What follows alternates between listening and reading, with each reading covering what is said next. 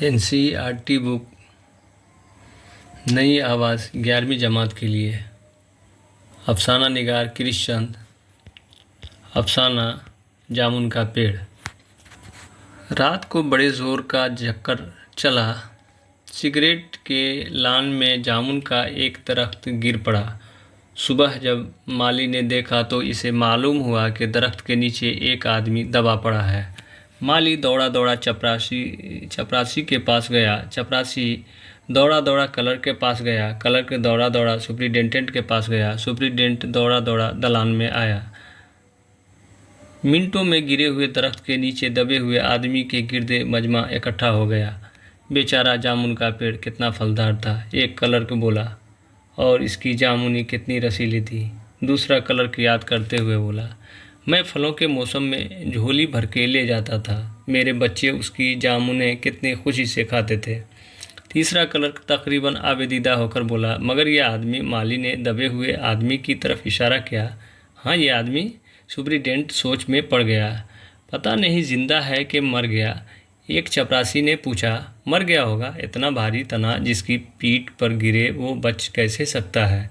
दूसरा चपरासी बोला, नहीं, मैं जिंदा हूँ। दबे हुए आदमी ने बमुश्किल कराते हुए कहा, जिंदा है? एक क्लर्क ने हैरत से कहा, दरख्त को हटाकर इसे जल्दी से निकाल लेना चाहिए। माली ने मशवरा दिया। मालूम नहीं होता, एक काहिल और मोटा चपरासी बोला, दरख्त का तना बहुत भारी और वजनी है। क्या मुश्किल है? माली बोला, अगर सुपरिटेंडेंट साहब हुक्म दें तो अभी 15-20 माली, चपरासी और क्लर्क लगाकर दरख्त के नीचे से दबे हुए आदमी को निकाला जा सकता है। माली ठीक कहता है। बहुत से क्लर्क एकदम बोल पड़े, लगाओ जोर, हम सब तैयार हैं। एकदम बहुत से लोग दरख्त उठाने पर तैयार हो गए। ठहरो, सुपरिटेंडेंट बोला, मैं अंडर सेक्रेटरी से मशवरा कर लूँ। सुपरिटेंडेंट अंडर सेक्रेटरी के पास गया और अंडर सेक्रेटरी डिप्टी सेक्रेटरी के पास गया। डिप्टी सेक्रेटरी ज्वाइंट सेक्रेटरी के पास गया। ज्वाइंट सेक्रेटरी चीफ सेक्रेटरी के पास गया। चीफ सेक्रेटरी मिनिस्टर के पास गया। मिनिस्टर ने चीफ सेक्रेटरी से कुछ कहा। चीफ सेक्रेटरी ने ज्वाइंट सेक्रेटरी से कुछ कहा। ज्वाइंट सेक्रेटरी ने डिप्टी सेक्रेटरी से कुछ कहा। डिप्टी सेक्रेटरी ने अंडर सेक्रेटरी से कुछ कहा। फाइल चलती रही। इसमें आधा दिन गुजर गया। दोपहर के खाने पर दबे हुए आदमी के गिर्द बहुत भीड़ हो गई थी। लोग तरह तरह की बातें कर रहे थे। कुछ मनचले क्लर्कों ने मामले को अपने हाथ में लेना चाहा। वो हुकूमत के फैसले का इंतज़ार किए बगैर दरख्त को खुद हटा देने का तहिया कर रहे थे कि इतने में सुपरिटेंडेंट फाइल लिए भागा भागा आया। बोला, हम लोग खुद से इसे दरख्त को यहाँ से नहीं हटा सकते। हम महकमा तजारत से मुताल्लिक हैं और ये दरख्त का मामला है जो महकमा ज़राअत की तहवील में है। इसलिए मैं इस फाइल को अर्जेंट मार्क करके महकमा ज़राअत में भेज रहा हूँ। वहाँ से जवाब आते ही इस दरख्त को हटवा दिया जाएगा। दूसरा दिन महकमा ज़राअत से जवाब आया कि दरख्त महकमा तजारत के लान में गिरा है, इसलिए इस दरख्त को हटवाने की जिम्मेदारी महकमा तजारत पर आयद होती है। ये जवाब पढ़कर महकमा तजारत को गुस्सा आ गया। उन्होंने फ़ौरन लिखा कि पेड़ों को हटवाने या न हटवाने की जिम्मेदारी महकमा ज़राअत पर आयद होती है। महकमा तजारत का इस मामले से कोई ताल्लुक़ नहीं है। दूसरे दिन भी फाइलें चलती रही। शाम को जवाब आया, हम इस मामले को हाई कल्चर डिपार्टमेंट के सुपुर्द कर रहे हैं क्योंकि ये फलदार दरख्त का मामला है और एग्रीकल्चर डिपार्टमेंट सिर्फ अनाज और खेती बाड़ी के मामलों में फ़ैसला करने का मिजाज है। जामुन का पेड़ एक फलदार पेड़ है, इसलिए ये पेड़ हार्टिकल्चर डिपार्टमेंट के दायरा इख्तियार में आता है। रात को माली ने दबे हुए आदमी को दाल भात खिलाया। हालांकि लान के चारों तरफ पुलिस का पहरा था कि कहीं लोग कानून को अपने हाथ में लेकर दरख्त को खुद हटाने की कोशिश न करें, मगर एक पुलिस कांस्टेबल को रहम आया और उसने माली को दबे हुए आदमी को खाना खिलाने की इजाज़त दे दी।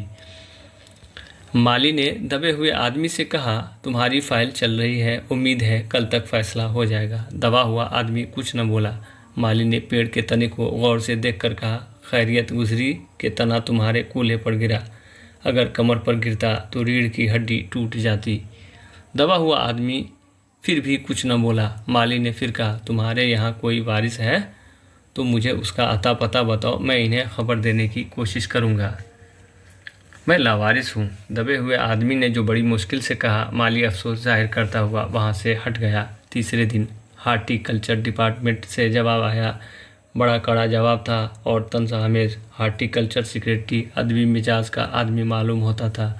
उसने लिखा, हैरत है, इसके समय जब हम दरख्त उगाओ मुहिम बड़े पैमाने पर चला रहे हैं, हमारे मुल्क में ऐसे सरकारी अफसर मौजूद हैं जो दरख्तों को काटने का मशवरा देते हैं, और वो भी फलदार दरख्त को, और वो भी जामुन के दरख्त को, जिसके फल अवाम में बड़ी रग़बत से खाते हैं।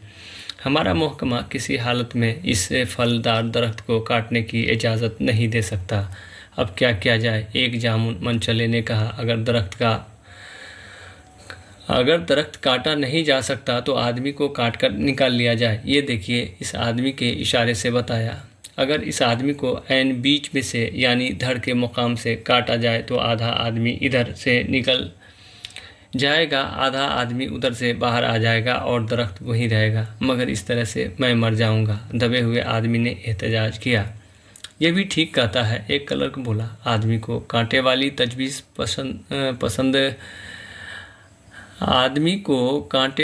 तजवीज़ पेश करने वाले ने पुरजोर एहतजाज किया। आप जानते नहीं हैं आजकल प्लास्टिक सर्जरी कितनी तरक्की कर चुकी है। मैं तो समझता हूँ कि अगर इस आदमी को बीच से काट कर निकाल लिया जाए तो प्लास्टिक सर्जरी के ज़रिया धड़ के मुकाम पर इस आदमी को फिर से जोड़ा जा सकता है। आपके फ़ाइल को मेडिकल डिपार्टमेंट में भेज दिया गया। मेडिकल डिपार्टमेंट में फ़ौरन उस पर एक्शन लिया और जिस दिन फ़ाइल उसके महकमे में पहुंची उसके दूसरे ही दिन उन्होंने अपने महकमे का सबसे काबिल प्लास्टिक सर्जन तहकीकात के लिए भेज दिया। सर्जन ने दबे हुए आदमी को अच्छी तरह टटोल कर इसकी सेहत देखकर खून का दबाव, सांस की आमदोरफ्त, दिल और फेफड़ों की जांच करके रिपोर्ट भेज दी कि इस आदमी का प्लास्टिक ऑपरेशन हो सकता है और ऑपरेशन कामयाब हो जाएगा, मगर आदमी मर जाएगा। लिहाजा ये तजवीज़ भी रद्द कर दी गई। रात को माली ने दबे हुए आदमी के मुंह में खिचड़ी के लुक़मे डालते हुए बताया, अब मामला ऊपर चला गया है। सुना है कि कल सेक्रेटरीट के सारे सेक्रेटरियों की मीटिंग होगी। इसमें तुम्हारा भी केस रखा जाएगा। उम्मीद है कि सब काम ठीक हो जाएगा। दबा हुआ आदमी एक आह भरकर आहिस्ता बोला, हमने माना कि तगाफिल न करोगे, लेकिन खाक हो जाएंगे हम तुमको खबर होने तक। हमने माना कि तगाफुल न करोगे, लेकिन खाक हो जाएंगे हम तुमको खबर होने तक। माली ने अचंभे से मुंह में उंगली दबाए हैरत से बोला, क्या तुम शायर हो? दबे हुए आदमी ने आहिस्ता से सर हिलाया। दूसरे दिन माली ने चपरासी को बताया। चपरासी ने क्लर्क ने हेड क्लर्क को। थोड़ी ही अरसे में सेक्रेटरीट में यह अफवाह फैल गई कि दबा हुआ आदमी शायर है। बस फिर क्या था, लोग जौक दर जौक शायर को देखने आने लगे। उसकी खबर शहर में फैल गई और शाम तक महल्ले महल्ले से शायर जमा होना शुरू हो गए। सेक्रेटरीट का लान भांत के शायरों से भर गया और दबे हुए आदमी के गिर्द एक मुशायरा बपा हो गया। सेक्रेटरीट की कई क्लर्क और अंडर सेक्रेटरी तक जिन्हें अदब और शेर से लगाव था रुक गए। कुछ शायर दबे हुए आदमी को अपनी गज़लें और नज़में सुनाने लगे। कई क्लर्क अपनी अपनी गज़लों पर इस्लाह लेने पर मिस्र होने लगे। जब पता चला कि दबा हुआ आदमी एक शायर है तो सेक्रेटरीट की सब कमेटी ने फैसला किया कि चूँकि दबा हुआ आदमी एक शायर है, लिहाजा इसके फ़ाइल का ताल्लुक़ न एग्रीकल्चर डिपार्टमेंट से है न हार्टिकल्चर डिपार्टमेंट से, बल्कि सिर्फ कल्चर डिपार्टमेंट से है। कल्चर डिपार्टमेंट से इस्तदा की गई कि जल्द से जल्द इस मामले का फ़ैसला करके बदनसीब शायर को इस शजीर सायादार से रिहाई दिलाई जाए। फाइल कल्चर डिपार्टमेंट के मुख्तलिफ शोबों से गुजरती हुई अदबी एकेडमी के सेक्रेटरी के पास पहुंच चुकी।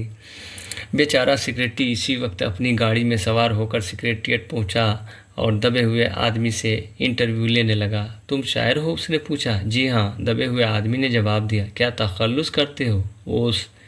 क्या तुम वही ओस हो जिनका मजमुआ कलाम ओस के फूल हाल में शाये हुआ है? दबे हुए शायर ने इस बात में सर हिला दिया। क्या तुम हमारी एकेडमी के मेंबर हो? नहीं, हैरत है। सेक्रेटरी ज़ोर से चीखा, इतना बड़ा शायर, ओस के फूल का मुसन्निफ, और हमारी एकेडमी का मेंबर नहीं? उफ़, कैसी गलती हो गई हमसे। कितना बड़ा शायर और कैसे गोशे गुमनामी में दबा पड़ा है। गुमनामी में नहीं, एक दरख्त के नीचे दबा हूँ। बराह करम मुझे इस पेड़ के नीचे से निकालिए, अभी बंदोबस्त करता हूँ। सेक्रेटरी फ़ौरन बोला और फ़ौरन जाकर उसने अपने महकमे में रिपोर्ट की। दूसरे दिन सेक्रेटरी भागा शायर के पास آیا اور بولا، مبارک ہو، مٹھائی کھلاؤ، ہمارے سرکاری اکیڈمی نے تمہیں اپنی مرکزی کمیٹی کا ممبر چن لیا ہے، یہ لو پروانہ انتخاب۔ مگر مجھے اس درخت کے نیچے سے تو نکالو، دبے ہوئے آدمی نے کراہ کر کہا۔ اس کی سانس بڑی مشکل سے چل رہی تھی اور اس کی آنکھوں سے معلوم ہوتا تھا کہ شدید تشنج اور کرب میں مبتلا ہے۔ یہ ہم نہیں کر سکتے، سیکریٹری نے کہا، اور جو ہم کر سکتے تھے وہ ہم نے کر دیا، بلکہ ہم تو یہاں تک کر سکتے ہیں کہ اگر تم مر جاؤ تو تمہاری بیوی کو وظیفہ دے سکتے ہیں، اگر تم درخواست دو تو ہم بھی وہ بھی کر سکتے ہیں۔ میں ابھی زندہ ہوں، شاعر رک رک کر بولا، مجھے زندہ رکھو۔ مصیبت یہ ہے کہ سرکاری ادبی اکیڈمی کا سیکریٹری ہاتھ ملتے ہوئے بولا، ہمارا محکمہ صرف کلچر سے متعلق ہے، درخت کاٹنے کا معاملہ قلم دوات سے نہیں، آڑی کلہاڑی کے متعلق ہے۔ اس لیے ہم نے فوریسٹ ڈپارٹمنٹ کو لکھ دیا ہے اور ارجنٹ لکھا ہے۔ فوریسٹ ڈپارٹمنٹ کے آدمی نے آ کر دبے ہوئے آدمی کو بتایا کہ کل فوریسٹ ڈپارٹمنٹ کے آدمی آ کر اس درخت کو کاٹ دیں گے اور تمہاری جان بچ جائے گی۔ مالی بہت خوش تھا، دبے ہوئے آدمی کی صحت جواب دے رہی تھی، مگر وہ کسی نہ کسی طرح اپنی زندگی کے لیے لڑے جا رہا تھا۔ کل صبح تک کسی نہ کسی طرح اسے زندہ رہنا تھا۔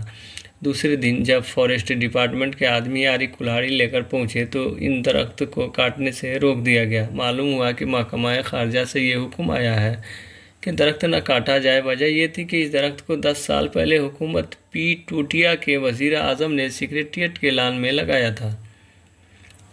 اب اگر اس درخت کو کاٹا گیا تو اس امر کا شدید اندیشہ تھا کہ حکومت پی ٹوٹیا سے ہمارے تعلقات ہمیشہ کے لیے بگڑ جائیں گے۔ مگر ایک آدمی کی جان کا سوال ہے، ایک کلرک غصے میں سے چلایا۔ دوسری طرف 2 حکومتوں کے تعلقات کا سوال ہے۔ دوسرے کلرک نے پہلے کلرک کو سمجھایا، اور یہ بھی تو سمجھو کہ حکومت پی ٹوٹیا ہماری حکومت کو کتنی مدد دیتی ہے، کیا ہم ان کی دوستی کی خاطر ایک آدمی کی زندگی کو بھی قربان نہیں کر سکتے؟ شاعر کو مر جانا چاہیے بلا شبہ۔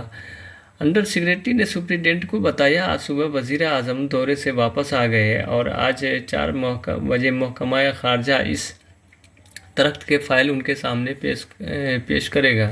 جو فیصلہ دیں گے وہی سب کو منظور ہوگا۔ شام کے 5 بجے خود سپرنٹینڈنٹ شاعر کی فائل لے کر ان کے پاس آیا۔ سنتے ہو؟